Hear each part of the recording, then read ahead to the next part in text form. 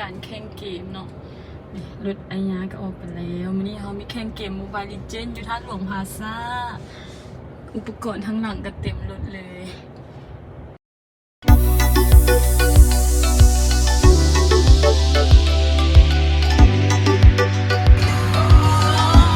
พิกกี้น่ารักแน่ทำคือนางเติมผลอยู่วันนี้น่ารักว่ะนี่หรอ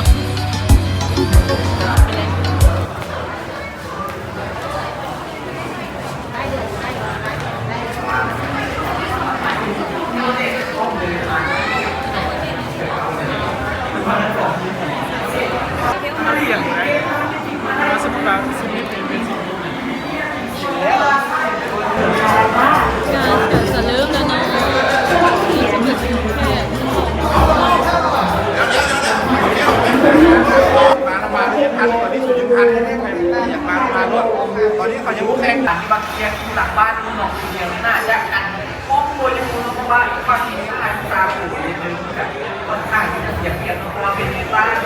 นี่ยหลังบ้านก็ว่า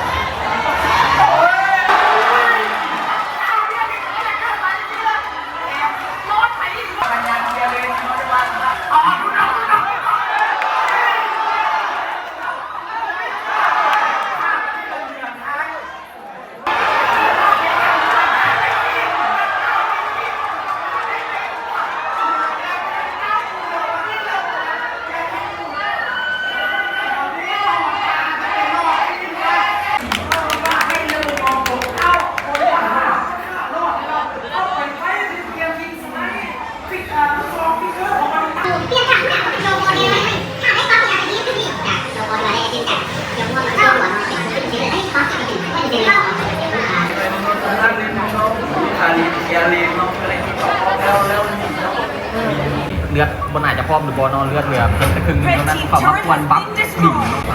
หมาใครน้องกับไปเลยเซเลน่าน้องมีคาริน่าน้องมีสาวสวัสดี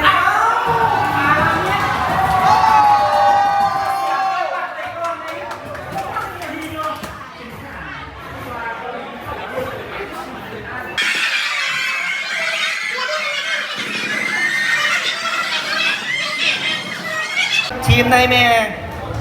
ที่ได้รับเงินมูลค่า5 ล้านกีบและกับเกียรติคุณจากยูนิเทล